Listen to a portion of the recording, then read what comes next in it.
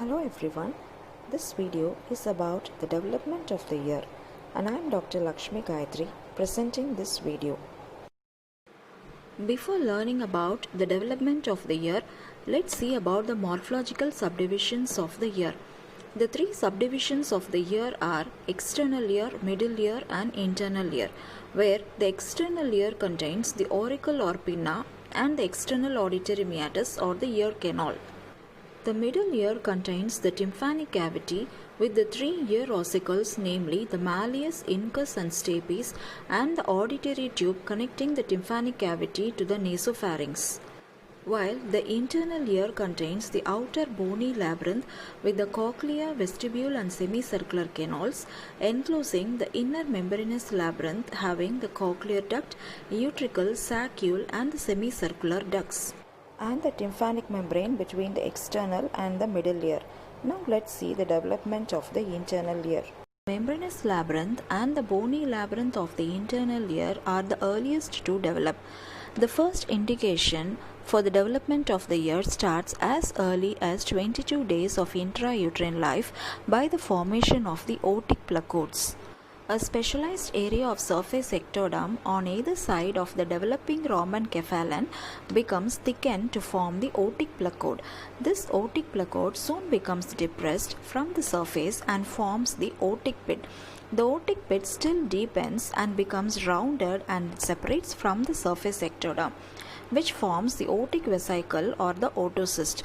The differential growth of the otocyst only forms the membranous labyrinth, and let's see how it happens.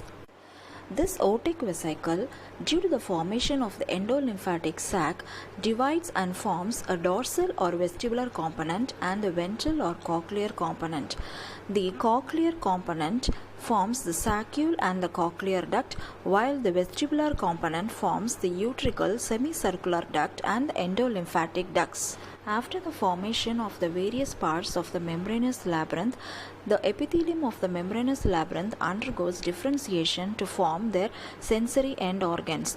The sensory end organs of the semicircular ducts being the cristae, and that of the utricle is the macula, which helps in equilibrium, while the sensory organs of saccule or macula and the cochlea are the organ of corti, which helps in hearing.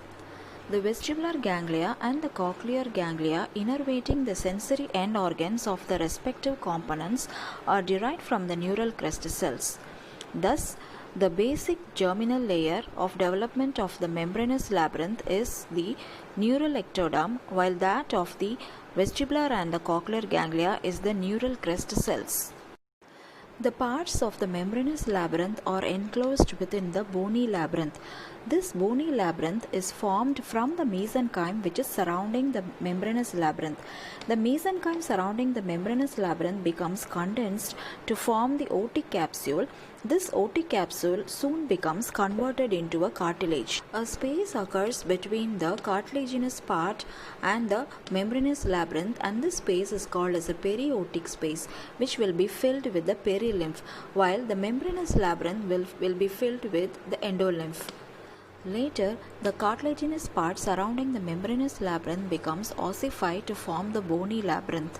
Thus, the bony labyrinth is formed from the germinal layer mesoderm, and its development occurs during the 6th week. Coming to the development of the middle ear. In the development of middle ear, we are going to see the formation of the tympanic cavity and the auditory tube, and the development of the ossicles and the muscles present in the middle ear. Both the tympanic cavity and the auditory tube are endodermal in origin, derived from the first pharyngeal pouch during the 5th week of intrauterine life. The first pharyngeal pouch first expands in a lateral direction and it comes in contact with the floor of the first pharyngeal cleft. This pouch has a distal wide portion and a proximal narrow portion. The distal wide portion is called as a tubotympanic recess, which later forms the tympanic cavity. The proximal narrow portion forms the auditory tube, which opens into the nasopharynx. Thus, the tympanic cavity through the auditory tube communicates with the nasopharynx. Coming to the development of the ossicles. Both the ossicles and the muscles are mesodermal in origin, and it occurs during the 7th week of intrauterine life. The malleus and incus are derived from the dorsal end of the first pharyngeal arch cartilage called as Meckel's cartilage, while the stapes is derived from the dorsal end of the second pharyngeal arch cartilage called as Reichert's cartilage. Similarly, the tensor tympani muscle is derived from the first pharyngeal arch, while the stapedius is derived from the second pharyngeal arch. And thus the entire middle ear is formed during the 7th week of intrauterine life. Lastly, coming to the development of the external ear, having its two parts, that is the pinna or auricle and the external auditory meatus. The external auditory meatus or the ear canal is ectodermal in origin, and it is derived from the dorsal part of the first pharyngeal cleft. Initially, during the 3rd month of intrauterine life, the epithelium of the ectoderm of the first pharyngeal cleft undergo proliferation to form a meatal plug. This meatal plug later becomes canalized during the 7th month of intrauterine life, and then it forms the external auditory meatus. The development of the auricle or pinna starts during the 6th week of intrauterine life, and they are mesodermal in origin. There occurs 6 mesodermal thickenings called as tubercles or auricular hillocks at the dorsal end of the first and second pharyngeal arches, that is 3 on each side of the external auditory meatus. These 6 auricular hillocks later differentiates to form the various parts of the pinna, that is tragus, crus of helix, helix, antihelix, antitragus and lobule, and finally forms the definitive auricle. Lastly, the tympanic membrane intervening between the external ear and the middle ear is formed by the opposition of the tubotympanic recess with the first ectodermal cleft. So, the two forming the inner endoderm and the outer ectodermal epithelial linings with the intervening mesoderm. Hence, tympanic membrane is formed from all the 3 germinal layers. And this completes the development of the ear. Coming to the developmental anomalies. First, let us see the anomalies of the auricle. Individuals may have total or partial absence or small pinna due to the arrest in the development of the auricle at any stage. Sometimes there may be formation of accessory auricular hillocks, which leads to the presence of preauricular appendages or pit formations. Initially, the auricle formed is present in the caudoventral position, but later, after the development of the maxillary and the mandibular process, there will be migration of the auricle to its original position. In case of mandibulofacial dysostosis, this migration is affected and it will lead to low set ears.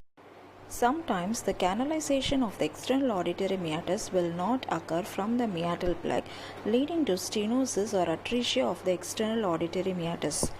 Persons with abnormal curvature of the external auditory meatus has also been reported.